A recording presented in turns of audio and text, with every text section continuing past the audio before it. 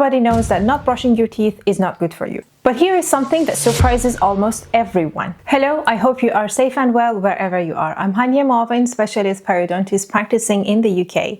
In this video, I want to explain to you the importance of correct brushing technique. Everybody knows that not brushing your teeth is not good for you. It can cause cavities and gum disease. But here is something that surprises almost everyone. Brushing your teeth too hard can also permanently damage them.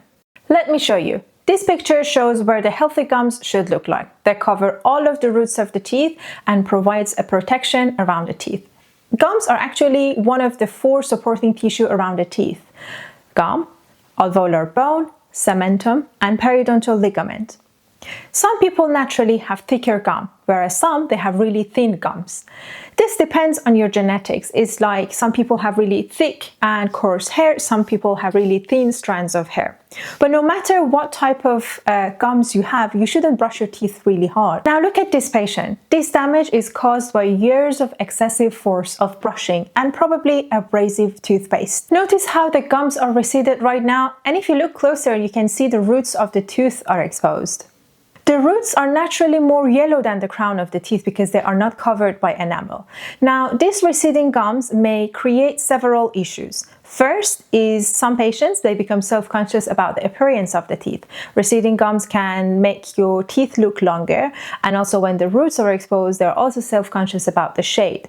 And now, if you're not aware that this is the natural shade of the root, you start using more whitening toothpaste, more abrasive brushing technique because you think it might be staining, and actually you're removing more of the gum, more of the teeth, and exposing more of the root. The second issue is that now the roots are exposed, they are more sensitive to hot and cold, so you will have sensitivity. And sometimes it becomes sensitive while brushing. And in this picture, you can see if they become sensitive to brushing, then you cannot remove the plaque effectively. The plaque builds up, there will be more inflammation, and the receding gum progresses much faster. And last but not least, the roots are much softer than the crown of the teeth. Again, it comes back to the fact that they are not covered by enamel. So that means they are more prone to develop caries or cavities on the root of the tooth, and then you need a filling. The news is that in suitable cases, we can treat gum recession by gum graft procedures, trying to cover the root of the tooth and also thicken the gums around the teeth. But prevention is always better than treatment. And this is how I manage a case with generalized or localized receding gums in the mouth. First, correct brushing technique. I always recommend electric toothbrush that has a pressure sensor. My preference is Oral-B IO3. They are charged by power, they have a pressure sensor, and the small round head with oscillating movements of the bristles improves the plaque removal. If you want to stick to manual toothbrush, make sure your toothbrush is soft or ultra soft. Curaprox Ultra Soft is my recommendation to my patients who have receding gum or they are just recovering after the gum graft procedure. Second, make sure your toothbrush is not abrasive. Whitening toothpaste are usually quite abrasive, and with excessive force of brushing, they increase the rate of the tooth surface loss and also receding gum line.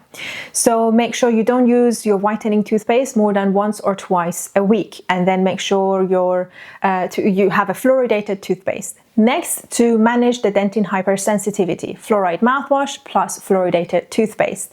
In cases that sensitivity is not responded by usual over-the-counter toothpaste, such as Oral-B, Colgate, Sensodyne, Pronamel, then we can prescribe high fluoridated toothpaste, Durafat. Make sure when you brush your teeth at night, spit but don't rinse. Let the toothpaste remain around the tooth so the fluoride gets absorbed and improves the sensitivity. Now, in some cases, depending on the severity and so many clinical factors, then we can cover the recession by surgery. Usually, the best option is we take a graft from the roof of the mouth, we stick it here and cover it by gum.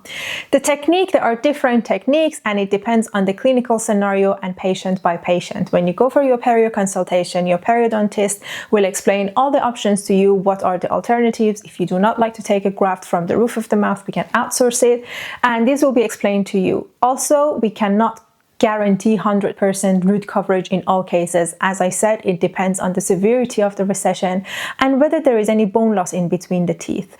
So if you have any question, let me know in the comment section. I hope this video is helpful for you. You've learned from it.